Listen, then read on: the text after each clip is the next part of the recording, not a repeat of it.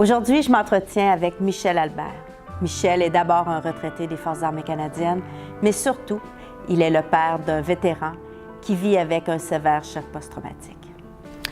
Michel Albert, merci beaucoup d'avoir accepté notre invitation. Merci de me recevoir. Michel, vous êtes un vétéran, donc en quelle année vous êtes enrôlé?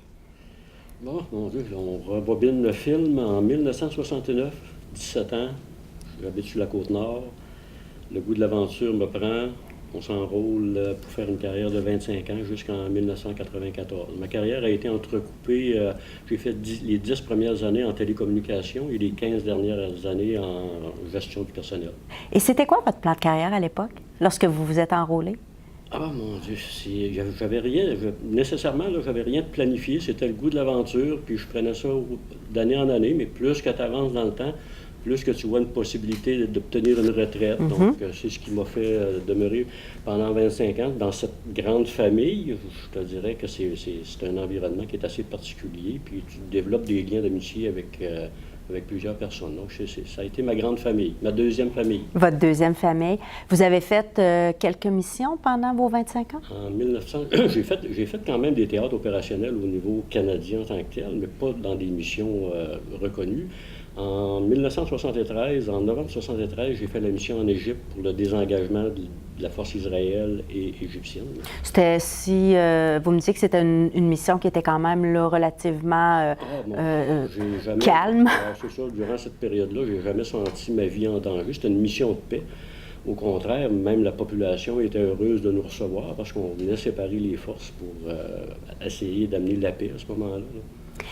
Et votre fils Alain s'enrôle. Comment un père réagit? Est-ce qu'il est heureux? Est-ce qu'il le pousse à s'enrôler pour vivre ce qu'on a vécu? C'est venu naturellement du côté d'Alain. J'ai deux garçons là, à 2 ans de différence. Denis et Alain, ce sont 2 anciens militaires aussi. Puis quand ils ont pris la décision, ils n'ont pas nécessairement consulté leur père. Sauf que d'avoir passé du temps dans ce milieu-là, c'était quand même pas de l'inconnu pour eux autres. Puis est-ce que vous étiez toujours au sein des forces lorsque, par exemple, Alain s'est enrôlé? Non. Non? Vous aviez quitté à l'époque? Moi, j'étais retraité, là. Et comment on réagit? Est-ce que quand, par exemple, Alain et Denis vous disent, ben nous, on s'enrôle, on rentre dans les forces? Ben, je trouvais que le milieu étant un milieu disciplinaire, je trouvais que c'était quand même une bonne école de formation pour eux. Je ne m'attendais pas à ce qu'ils fassent une carrière en tant que tel, mais je disais le cheminement qu'ils vont faire là-dedans, le métier qu'ils vont apprendre, là, ça va sûrement leur servir en tant que tel. Donc, les deux ont fait à peu près 10 à 12 ans là, de carrière militaire, puis présentement, là, les deux sont retraités. C'est ça. Parlons de la carrière d'Alain. Alain a fait une mission en 2004 en Afghanistan. Comment on se prépare en tant que père? On sait que ce qui se passe là-bas, c'est assez difficile.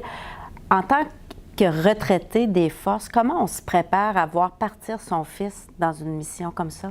C'est sûr que c'était totalement différent là, des missions que moi j'avais connues. Une mission de paix et une mission d'engagement sur le terrain, c'était complètement différent. En tant que père, c'est sûr qu'on essaie d'éviter de penser à des choses qui pourraient arriver. Je vous dirais même qu'on essaie de fuir ces images-là en tant que telles, puis on vit dans l'espoir que tout va bien se passer.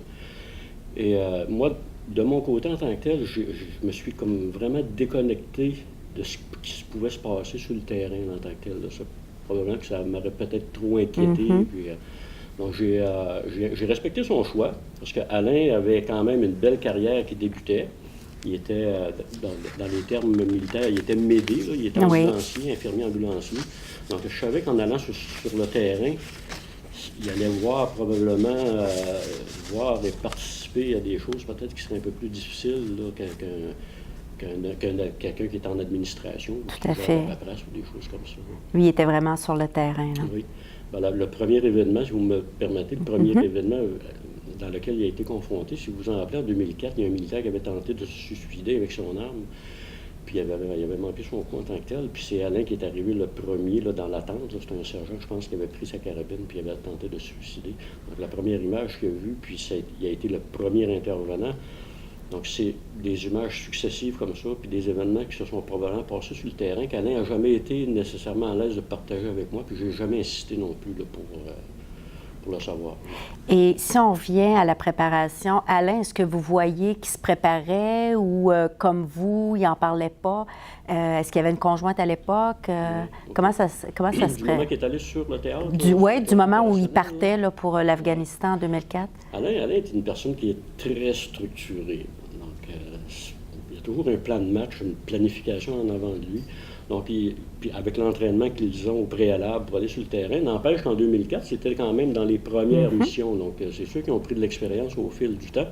En 2004, Alain, le partage avec la conjointe, puis probablement dans la planification du futur de sa carrière, c'était une acceptation. C'est même ça se passe, puis on y va, puis sans nécessairement prévoir qu'est-ce qui allait se passer aussi. Là. Donc, c'est un petit peu... ça a été une routine militaire pour lui en tant que tel, là, qui était différente de la mienne. Là. Et Alain revient pas parce qu'il veut, mais parce qu'on, pour des raisons médicales. Comment vous réagissez? Je vous dirais que lorsque j'ai appris qu'Alain avait été rapatrié... Ça, on est toujours en 2004. Oui, en 2004. Le post-traumatisme, à ce moment-là, n'avait pas été nécessairement diagnostiqué, si on peut dire. Je dirais même un peu que c'était tabou. Ben, personne n'osait nécessairement parler. Tabou, honteux peut-être aussi. Là.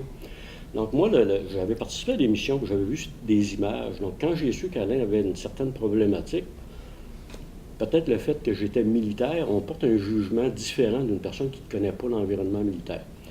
Puis, je ne m'en cache pas. J'ai eu un jugement peut-être difficile là, aujourd'hui. Là, je réalise que j'avais un mauvais jugement en tant que tel. Je me disais, ben, mon Dieu, quand je suis allé en Égypte, moi, je suis au bord du canal de Suez, j'ai vu des cadavres se faire déchiqueter par des chiens. Puis je vous en parle, puis je vois les images. Là. Puis je me dis, ben comment ça? Qu'est-ce qui arrive?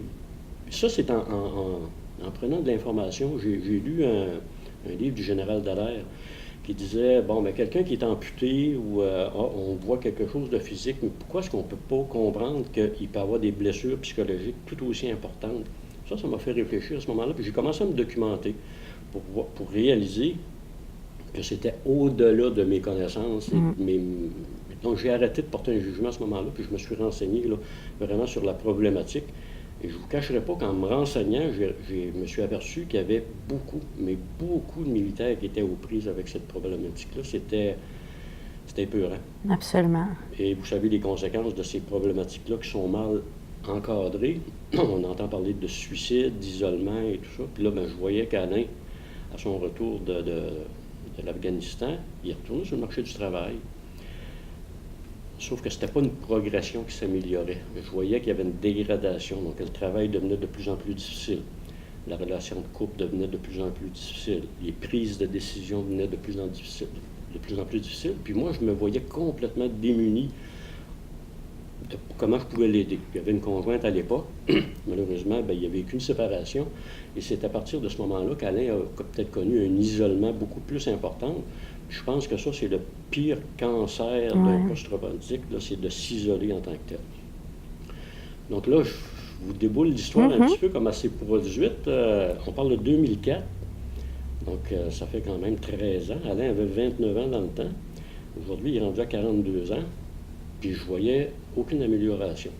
Sans vouloir juger le système, j'étais un petit peu déçu de voir qu'on se libérait des responsabilités en disant, bon, on va te donner un montant pour avoir bonne conscience, on va payer tes médicaments, puis on va te donner un soutien psychologique. La blessure, elle se modifie pas. Pendant ce temps-là, j'entendais parler qu'il y avait des militaires qui se suicidaient, là, qui avaient vécu, principalement ceux qui ont vécu des missions en Afghanistan. Donc là, je me disais, mon fils n'est pas différent des autres non plus, là. Donc, vous avez craint à un moment donné qu'il puisse passer à l'acte? Oui, j'ai craint. J'ai partagé ça avec Alain, que je m'étais conditionné un jour à ce que le téléphone sonne, puis d'entendre la mauvaise nouvelle. Et je me trouvais tellement démuni à dire, qu'est-ce que je peux faire pour éviter que cette chose-là se produise? Parce que Alain, dans son isolement, même d'essayer de faire une démarche pour donner une présence, puis tout ça, c'était pas évident en tant que tel. C'est Alain qui est venu vers moi, à un moment donné, pour me dire, papa, en faisant des petites recherches, j'ai entendu parler qu'il y avait peut-être une thérapie qui se donnait avec des chiens d'assistance, puis qu'est-ce que tu dirais, là, Il ne me l'a pas demandé directement, là, en voulant dire, qu'est-ce que tu dirais de m'aider, peut-être à... Bon. Mais c'est déjà le début lorsqu'un vétéran qui souffre d'un choc post-traumatique, qui vient vers quelqu'un pour chercher de l'aide, c'est un premier pas, là. Un premier pas que je trouvais difficile. J'étais encore actif sur le marché du travail, à plein temps. J'étais impliqué avec la Chambre de commerce. J'avais un horaire de 5 jours. Puis là, Alain me dit, on peut-tu regarder peut-être pour voir... Là, j'ai dit à Alain, je dis, je vais t'expliquer quelque chose, là. Si ton père embarque là-dedans, là, je vais le faire à plein temps. Ça prend de l'organisation, ça prend de la planification. Il faut que tu fasses la recherche d'organismes. Et c'était pour... aviez-vous déjà trouvé l'organisme à ce moment-là? D'accord. Non. Là, c'était... Bon, OK.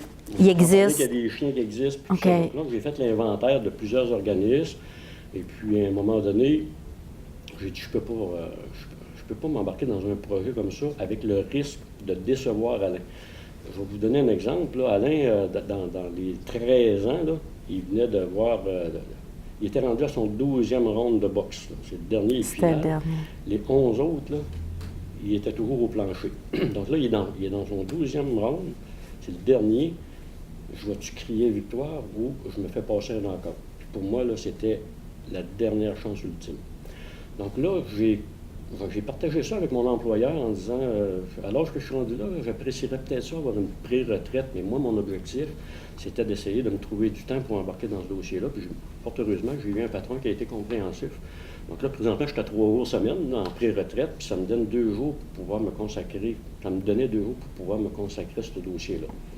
Donc là, on se fait un plan de match. On commence à faire l'inventaire des entreprises, puis tout ça. Mais à un moment donné, je trouve un organisme qui est au Mont-Saint-Hilaire. C'est les chiens Togo. Je fais de plus en plus de recherches, je rentre en contact avec l'organisme, puis là, je m'aperçois qu'ils sont très structurés. Ils ont une équipe d'intervenants. La propriétaire est une psychoéducatrice, puis bon, les chiens sont spécifiquement entraînés pour les post-traumatiques. Ils font un bilan de santé à l'individu pour voir s'il cadre dans le programme, et ainsi de suite. Donc, Alain entreprend ces démarches-là. Et là, pour obtenir le chien à ce moment-là, ça coûtait 8 000 $. Qu'est-ce que papa a fait? On peut arriver, sortir la carte de crédit, prendre un REER, on règle tout ça, c'est beau, t'as ton chien, vas-y, l'aventure est belle. Mais j'avais une toute autre vision de ça, parce que là, je voyais qu'Alain avait comme entrepris une démarche, puis je voyais un individu complètement différent. Je le voyais avec un sourire, avec une motivation, avec de l'espoir. Donc, j'ai dit non, il n'est pas question que je lui facilite la tâche, il va participer à ça. Donc là, on a dit, on va se créer un site web, on va faire l'inventaire des organismes qui veulent nous aider, on va lever une campagne de financement, on va faire appel au public, puis tout ça. Au début, Dominique, c'était fantastique. Tu sais, là, on a commencé ça au mois de février, si je me rappelle bien, c'était le 21 février. 2017? 2017. On avait besoin de 8 000 $. Donc, on en met un petit peu. Ben oui. Pour faire paraître là, la campagne est lancée. Mon employeur m'appelle, Michel, je t'appuie, voici 500 $. Le lendemain, je rencontre quelqu'un d'autre, voici 500 $. En fin de semaine, on a ramassé notre argent là, dans ma tête. Là, et là, on est 2 semaines, 3 semaines, il n'y a plus rien qui se passe. Je m'appelle Michel Albert, je ne m'appelle pas Justin Trudeau, je m'appelle encore Michel Couillard. Donc, mon réseau de contacts est quand même assez limité. Puis moi, ben, je suis retraité depuis 1994, donc mes relations avec la communauté militaire sont pratiquement sont très minimes. Donc là, je m'aperçois qu'il y a un petit découragement qui s'installe. Là, l'inquiétude s'installe. Donc là, il faut redoubler d'efforts. On contacte des organismes, on va voir Rotary Val-Bélair, on va voir Rotary Valcartier. Et j'ai eu de l'aide. Tu sais, ça a comme émoussé un petit peu. Mon réseau de contacts étant j'ai fait le tour du jardin, comme on dit. Je pénètre dans d'autres réseaux de contacts. Et là, ça se remet à d'habitude. Ça recommence. Ça recommence encore. Donc, on était, jusqu'à la semaine passée, on était aux approximatifs de 6 000 $. j'ai eu la nouvelle de Noémie Labérois, qui est la propriétaire des chiens Togo, qui disait dorénavant, ces chiens sont subventionnés. Elle dit, je trouve ça très déplorable, Michel. Elle dit que tu sois le dernier. Elle dit, tu me fais penser à quelqu'un qui va s'acheter un habit au magasin à plein prix, puis que le lendemain, il est à 70 de réduction. Elle dit, moi, elle dit, ce que je te propose, elle dit, casse-toi plus la tête. Ton chien, tu vas l'avoir. Le financement que tu as nous suffit. Puis si tu veux continuer ta campagne, puis obtenir le restant pour payer ce qui manque, absolument, je suis très à l'aise avec ça. Donc moi, j'ai pris l'engagement avec Noémie. Je l'ai remercié. Je lui ai dit, écoute, tu viens de nous enlever un gros poids sur les épaules. Donc là, ils sont en recherche présentement pour trouver le bon chien pour Alain. Puis moi, je garde la campagne ouverte. Puis j'ai annoncé, c'est public sur le site web, j'ai annoncé que tout excédent va être redonné à cet organisme-là pour pouvoir aider peut-être d'autres militaires. Et quel est le site Internet, Michel? Quel est le site Internet, le nom du site? C'est le www.leschienstogo.com et on peut avoir l'information aussi par le biais de notre site web. Oui, tout à fait. C'est le www. On a gardé ça simple, .michelalbert.net. Parfait. Toute l'information est là. D'accord. Et vous avez accordé là, beaucoup d'aide à Alain. Maintenant, comment vous vous sentez face à votre fils qui a toujours besoin et qui aura toujours besoin? Comment votre quotidien, c'est quoi? Mais là, je vous dirais que sans faire de prévision en tant que telle, l'entraînement est prévu. Si toutes les choses vont bien, là, au mois d'août, le chien devrait être sélectionné. Je vais quand même ouvrir une parenthèse parce qu'il avait déjà trouvé un chien, Alain. Puis l'entraînement avait débuté. Puis là, de là où ce que j'apprécie encore mieux l'organisme en tant que tel, durant la période d'entraînement, Alain doit se déplacer, aller au Mont-Saint-Hilaire, suivre ses séances d'information pour corriger ses mauvaises habitudes envers l'entraînement avec le chien. Puis durant la dernière période d'entraînement, le chien a eu un mauvais comportement. C'était vraiment inapproprié. Puis le groupe des chiens Togo se sont réunis puis ont décidé de retirer le chien du programme. Madame Labérois m'a écrit à ce moment-là, puis je voyais qu'elle était très mal, elle avait vraiment un malaise de nous annoncer cette nouvelle-là. Puis moi, l'inquiétude vis-à-vis de cette nouvelle-là, c'était comment est-ce qu'Alain va prendre ça? Parce que là, il venait de se trouver un chien, il venait d'avoir un contact avec le chien. Puis il l'avait déjà vu, là, le chien. Là. Puis là, il anticipait le futur. Là, le château de cartes vient de s'effondrer. J'ai félicité Alain pour la façon dont il a réagi vis-à-vis de ça. Et j'ai surtout félicité l'organisme parce qu'il aurait pu arriver, le chien il a eu un mauvais comportement, là, il a grogné, puis il aurait pu être méchant. Là. Puis il y avait une petite incompréhension vis-à-vis des entraîneurs. Quand on ne comprend pas ça, il a rencontré plusieurs personnes, on l'a amené dans le public, il a été avec des enfants, il a été avec d'autres animaux. J'ai dit à Noémie, ces animaux-là, ils ont un sens qu'on n'a pas, nous. Absolument. Il y a eu un premier contact avec quelqu'un qui était post-traumatique, puis ça l'a probablement effrayé. Une supposition qu'on a. Puis Noémie aussi a dit, c'est fort probable. Puis je dis, moi, je te félicite, parce que je dis, je connais bien des organismes qui auraient étouffé l'événement en disant, bon, c'est un geste isolé. Je trouve qu'ils ont eu vraiment du professionnalisme là, de dire, OK, on passe à d'autres choses, c'est pas ça notre mission, nous autres, c'est vraiment de trouver le bon chien, puis tout ça. Puis Alain a très bien pris la nouvelle. Donc, pour répondre à votre question, à dire comment est-ce que j'entrevois le futur, on ne peut pas le prévoir, en espérant que d'ici le mois d'août, tout se déroule bien. Moi, Alain, depuis qu'il a eu sa séparation, il est sorti de son isolement grâce à ce projet-là. Papa est toujours là. Donc, quand il y aura son chien, moi, j'habite dans la nature, il y a un grand terrain, puis je lui ai toujours dit, Alain, tu es toujours le bienvenu, si tu veux aller prendre une marche en forêt, viens chez nous, puis je suis disponible. Je ne veux pas être une béquille, par contre. Les personnes qui ne sont pas traumatisées vont se comprendre entre eux. Le danger, c'est qu'ils se donnent des thérapies entre eux. Il n'y a pas un post-traumatique qui réagit de façon identique. Donc moi, comme père et comme ancien militaire, je ne peux même pas me permettre de dire « Alain, je te comprends ». Le post-traumatique est personnel à un individu, puis il y a des professionnels qui sont là pour les comprendre, ces personnes-là. Mais j'espère, en tout cas, puis s'il vient écouter la capsule, j'espère qu'il saura que son père sera toujours là pour écouter. Mais je ne me transformerai jamais en thérapeute en tant que tel. Écouter puis le guider aussi vers des soins. Que je suis disponible, que je suis à l'écoute et tout ça. C'est l'amour là-dedans qui tout à fait.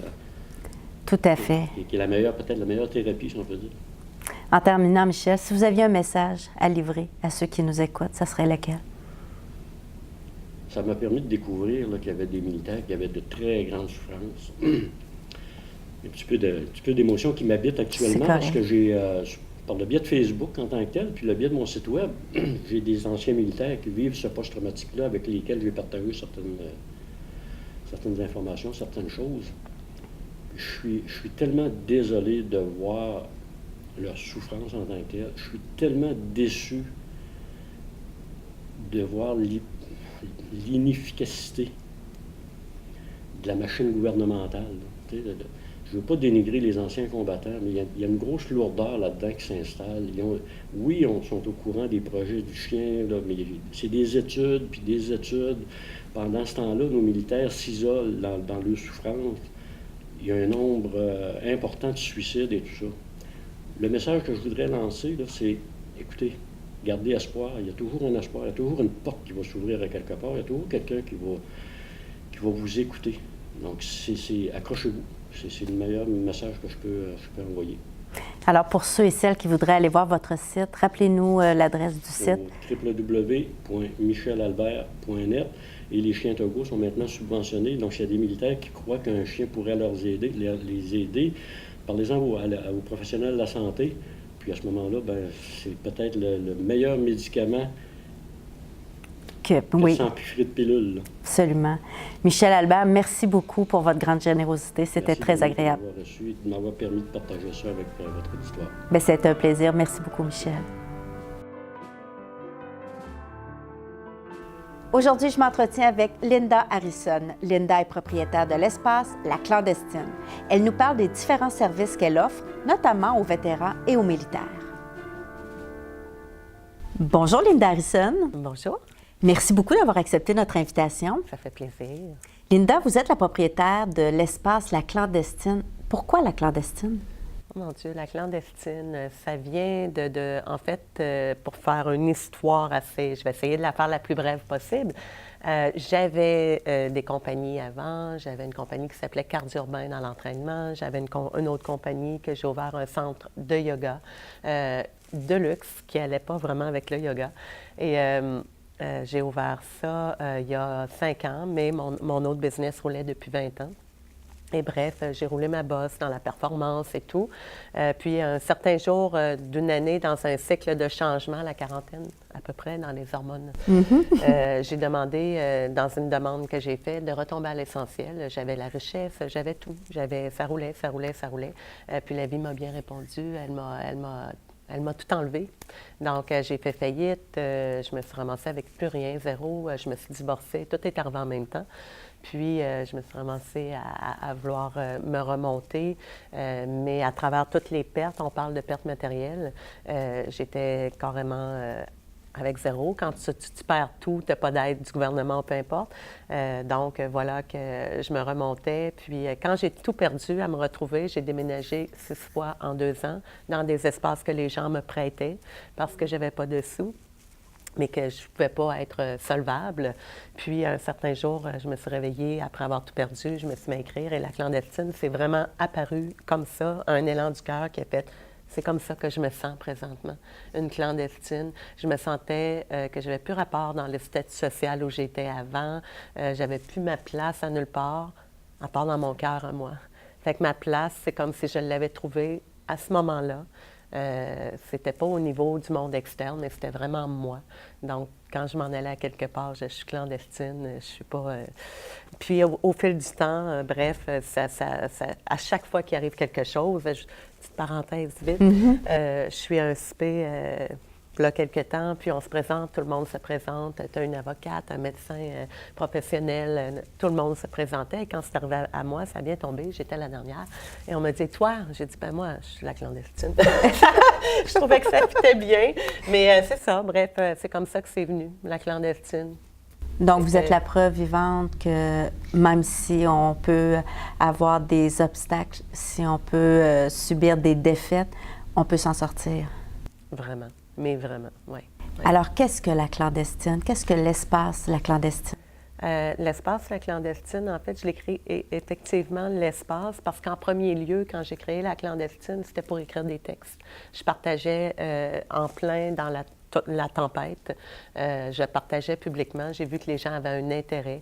Donc, j'ai commencé à créer une page Facebook. Et après, j'ai fait un site Internet. Je me spécialisais déjà dans le yoga thérapeutique. Et là, j'ai repris pour d'autres, aller travailler pour d'autres. C'était pas pour moi. Je suis fait pour être vraiment à mes horaires, avec mon monde, mon essence.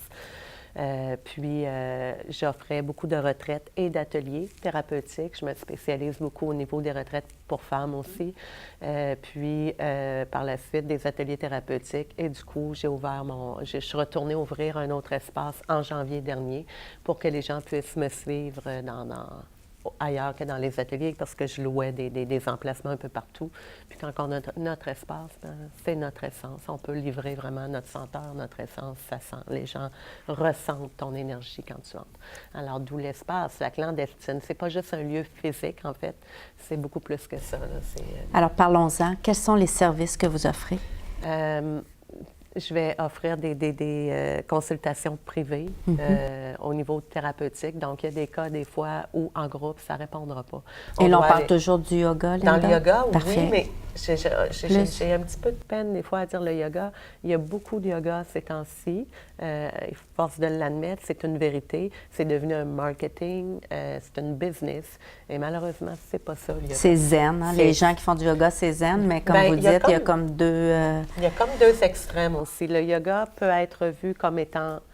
Il y a des gens qui vont s'imaginer que le yoga, c'est juste la méditation. Et tu as les gens qui vont voir le yoga comme étant des postures extrêmes, comme on voit sur les magazines. Alors que même entre les deux, il y a d'autres choses. Donc, on rentre dans tous les aspects. Le corps physique, le corps émotionnel, le mental et le corps énergétique. C'est ces 4 niveaux-là qu'on veut venir rééquilibrer. Donc, quand on travaille en yoga, on ne travaille pas juste sur le corps physique, ce n'est pas un entraînement. Et on ne travaillera pas juste sur le corps au niveau de la méditation, parce qu'il faut aller travailler tout pour rééquilibrer. Donc, c'est ça que dans l'aspect thérapeutique, on va s'asseoir avec le client, on est un thérapeute en fait, puis on va écouter son histoire, puis on va adapter la séance au jour le jour. On n'a rien de préparé parce que le client arrive devant nous et à chaque jour, il y a un état différent.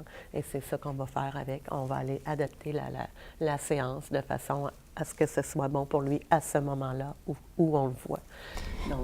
Donc, j'imagine que quelqu'un qui nous écoute en ce moment, qui a un choc, qui vit avec un choc post-traumatique, pourrait très bien aller vous voir pour, j'aimerais dire essayer, mais je suis persuadée que vous avez des résultats fort intéressants. J'en ai déjà post-traumatique présentement, puis okay.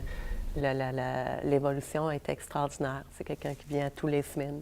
Puis, ça s'est vu autant au niveau du corps physique. Il serait là, il vous le dirait. Je l'ai vu en petite boule arriver, comme dans les images préhistoriques qu'on voit, l'homme qui se relève.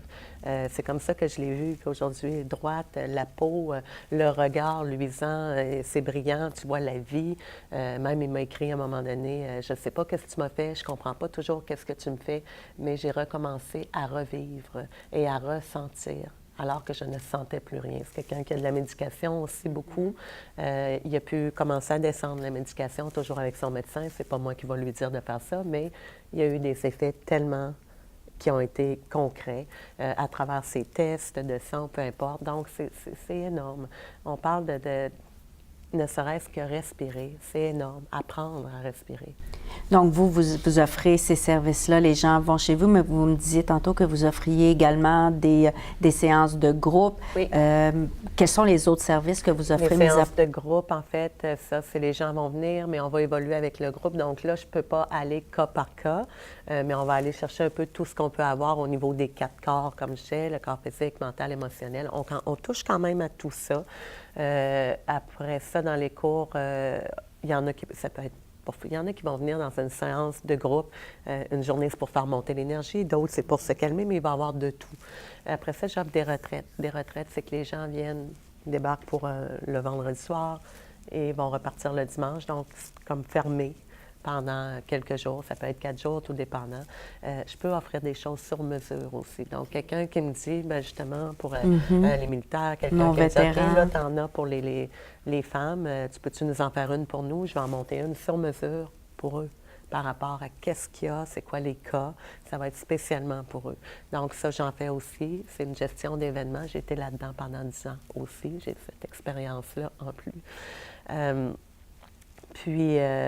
J'imagine que la personne dont c'est la première fois qu'il va vous consulter, est-ce que une séance de groupe peut être un petit peu moins gênante, plus facilitante après ça retourner? Ça dépend des cas. Ça dépend de comment la personne se sent. Il y a des gens qu'en groupe, ça va au contraire.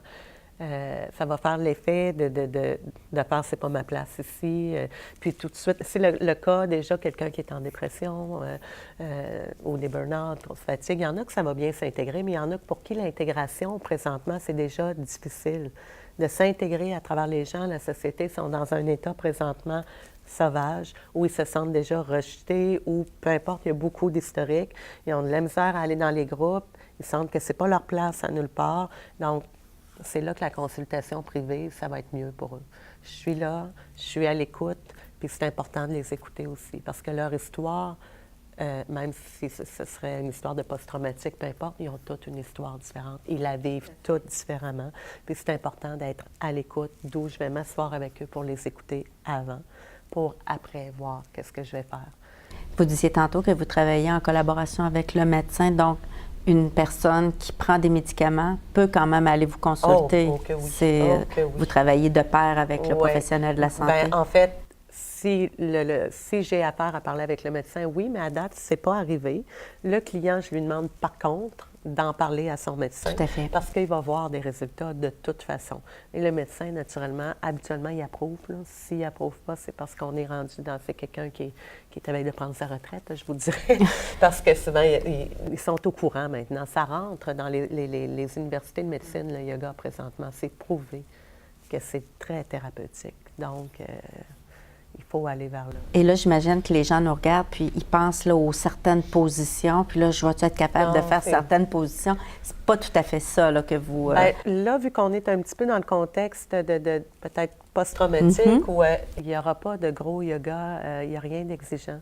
Au contraire, mon but, c'est de les ramener, de les réconforter, de les ramener dans leur introspection sans qu'il y ait de panique, d'aller voir en dedans d'eux, de chercher de retrouver l'estime de soi, parce qu'on parle de tout ça. Donc, on va oser rentrer, aller, ne serait-ce, on va commencer par aborder au niveau de la structure physique, mais avec douceur. Parce que je dis, on ne peut pas aller tout de suite toucher à l'âme, au cœur, les gens ne sont pas là tout de suite. Donc, on y va une couche à la fois. On enlève une petite pleure. Après ça, on va aller une profondeur un peu plus loin. J'aurais jamais pensé que ce que je t'apprends à faire avec mon client aujourd'hui, je le ferais quand je l'ai vu au premier cours. Donc, les premières, quand on aborde au départ, c'est par le corps physique, mais dans la douceur. C'est pas juste les postures avec la jambe dans les airs. J'ai des équipements, des traversins, je les place, je les dépose dans des postures. Puis, s'ils ont des maux de dos, des hanches, ça, à travers ma clientèle, tous les jours, j'en ai vu. J'ai une expérience dans le corps humain quand même de 25 ans. J'ai vu des cas en masse. J'ai même déjà fait faire du yoga à une fille qui avait une prothèse, une jambe complète. Donc, tout est possible. On va aller travailler avec ces ajustements-là. C'est quoi que tu as présentement? Ça fait partie de l'écoute du début. Qu'est-ce que tu vis présentement et est-ce que tu as des douleurs présentement? OK, on va travailler avec ça. Et quelle est la meilleure façon de vous rejoindre, Linda? On peut me rejoindre par info-laclandestine.me. Ça, c'est par courriel. Si les gens me contactent de même, par la suite, si je vois les cas, je vais entrer, on va demander le numéro de téléphone pour avoir une discussion ensemble. Et vous êtes situé dans la grande région de Québec? Oui, je suis dans le coin de Beauport. Donc, oui. Linda Harrison, merci beaucoup pour ces informations, puis continuez votre bon travail. Bien, merci beaucoup. Merci, Linda. Bonjour, je suis Michel Martin, chroniqueur à l'émission Sur la ligne de combat. Aujourd'hui, je m'entretiens avec Danny Hamel, directeur et conservateur au Musée Royal 22e Régiment à la Citadelle de Québec, qui nous parle de l'histoire d'un fusil bien particulier. Monsieur Hamel, vous êtes directeur et conservateur du Musée royal 22e. Ici, il y a un certain nombre d'artefacts qui relatent l'histoire militaire du pays. Mais ce fusil derrière vous a une histoire particulière. Parlez-nous de son parcours. Vraiment particulière. En fait, c'est un fusil Lee Enfield qui a fait la Première Guerre mondiale dans les mains d'un soldat du 22e bataillon. Et ce soldat-là l'a un petit peu abîmé. C'est-à-dire que lorsqu'on regarde sa surface, toutes les batailles auxquelles le 22e bataillon à l'époque a participé sont inscrites dessus. Ça fait en fait de cette arme un véritable journal de guerre.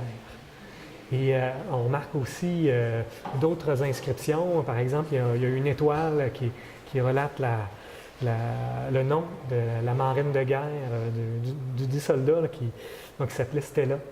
Et évidemment, ce fusil... On n'avait pas le droit de faire ça. Hein? Non, c'était un crime, puis la personne a été chargée. C'est-à-dire que même le fusil a été saisi à 2 reprises. Et ensuite, vers la fin de la guerre, il l'a caché dans une grange. Il est arrivé une attaque au gaz, si bien qu'il n'a pas pu aller la rechercher par la suite. Et il l'a perdu. Il l'a perdu. Il s'agissait donc d'un jeune soldat canadien d'origine française qui a retrouvé ce fusil 38 ans plus tard. Et le fusil porte un nom particulier. Pourquoi? En fait, c'est coutume de donner un nom à des objets. On a ici un grand canon installé qui s'appelle Rachel. Et ce fusil-là, vraiment particulier, se nomme Rosalie. Ça me dit quelque chose par rapport à une chanson. Pourquoi? Bien, en fait, le propriétaire original, la personne qui a été chargée pour avoir sculpté cette carabine-là, se nomme Henri-Paul Lecor. Tex Lecor. Le père de Tex Lecor. C'est exactement ça. Merci beaucoup, M. Hamel, pour cette petite histoire et on invite évidemment la population à venir visiter le Musée royal 22e à la Citadelle de Québec. Ça nous fait plaisir, puis nous sommes ouverts à l'année et c'est un engagement pour nous de recevoir nos vétérans et nos militaires ici à la Citadelle. Merci beaucoup, M. Hamel. Plaisir.